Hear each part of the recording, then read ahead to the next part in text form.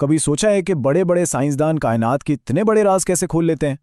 नहीं, इसके पीछे कोई जादू नहीं है, बल्कि ये एक खास तरीका है। एक ऐसा जबरदस्त स्टेप बाय स्टेप गाइड जिसे कोई भी कहीं भी तकरीबन किसी भी मसले को सुलझाने के लिए इस्तेमाल कर सकता है। चलें, इसको समझते हैं। तो इस पूरे प्रोसेस को समझने के लिए हम एक बिल्कुल आम सी मिस्ट्री से शुरुआत करते हैं। एक ऐसी पहेली जो शायद हम सब ने अपने घरों में देखी हो। ये इस जबरदस्त तरीके को एक्शन में देखने का सबसे बेहतरीन मौका है। देखें, हर बड़ी इन्वेस्टिगेशन, हर मिस्ट्री एक ही चीज से शुरू होती है, एक सवाल से। ये तब होता है जब हमें कोई ऐसी चीज दिखती है जो अजीब लगती है और दिमाग में एकदम से आता है कि यहां चल क्या रहा है। तो ये रहा हमारा पहला क्लू, वो ऑब्जर्वेशन जिससे सारी कहानी शुरू होती है। हमने नोटिस किया कि खिड़की के पास जो पौधे हैं ना, वो ज्यादा तेजी से बढ़ रहे हैं। अब एक अच्छे डिटेक्टिव की तरह पहला सवाल दिमाग में आता है, आखिर क्यों? अब जब कोई अच्छा जासूस किसी केस पर काम कर रहा होता है तो वो फौरन से किसी नतीजे पर नहीं कूदता, है ना? पहले वो सुराख जमा करता है। बिल्कुल इसी तरह साइंस में भी हमारा अगला स्टेप यही है। तो आखिर ये ऑब्जर्वेशन या मुशाहिदा है क्या? देखें, ये सिर्फ देखने का नाम नहीं है। इसका मतलब है एक्टिवली इंफॉर्मेशन जमा करना।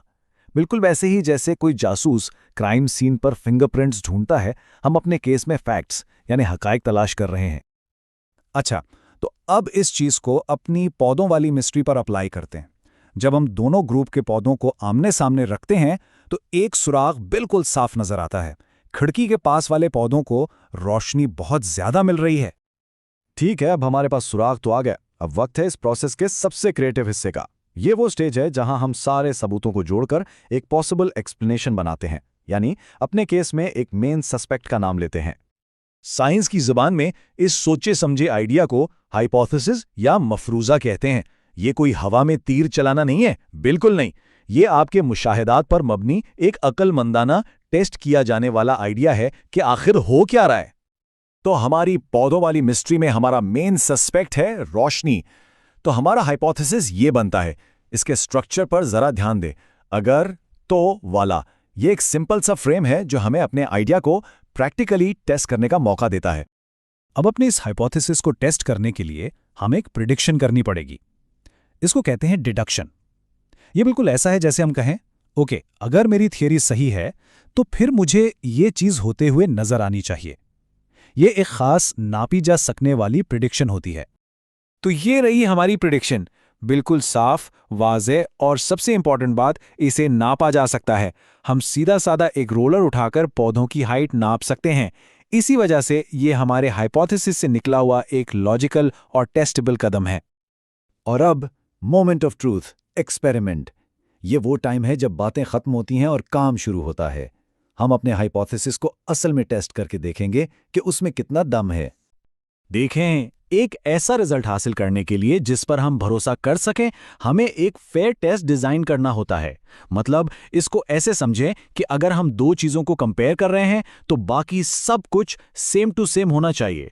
पानी, मिट्टी, पौधे की किस्म, सब कुछ। सिर्फ एक चीज बदलनी है, रोशनी की मिकदार। ऐसा करने से ही हमें यकीन होगा कि जो भी फर्क आया है वो सिर्फ और सिर्फ रोशनी की वजह से है। चलें जी, एक्सपेरिमेंट तो हो गया।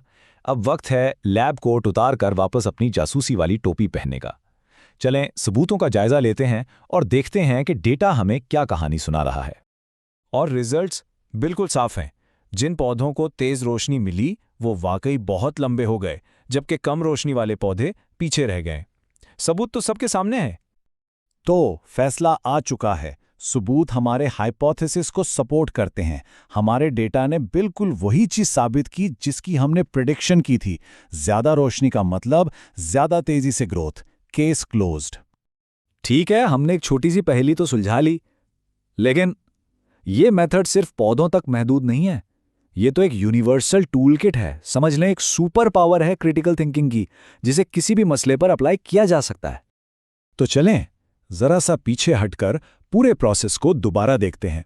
हमने एक सवाल से शुरुआत की, फिर सुराग जमा किए, अपने मेन सस्पेक्ट यानी हाइपोथेसिस का नाम लिया, एक प्रिडिक्शन की, उसे एक फेयर टेस्ट से गुजारा और आखिर में एक नतीजा निकाला। ये सवाल से जवाब तक पहुंचने का एक बिल्कुल आजमूदा और काबिले एतमाद रास्ता है। आखिर में सारी बात एक सिस्टमैटिक अप्रोच पर आकर रुकती है। जैसा कि एक सोर्स में लिखा है, साइंसी तरीका एक मुनज़्ज़म तरीका है जिसे साइंसदान किसी मसले को हल करने या किसी सवाल का जवाब देने के लिए इस्तेमाल करते हैं। इसका असल मकसद ये है कि बेमतलब की बातों को हटाकर असल हकीकत तक पहुंचा जाए। तो इस सबसे सीखने वाली बात क्या है? वो ये कि अब हम सबके पास एक सुपर पावर है, एक ऐसा फ्रेमवर्क है जिसे किसी भी मसले को वजाहत और एतमाद के साथ हल किया जा सकता है। तो अब सवाल ये बनता है, इस जबरदस्त टूलकिट के साथ अगली कौन सी रोजमर्रा की पहेली हल की जाएगी?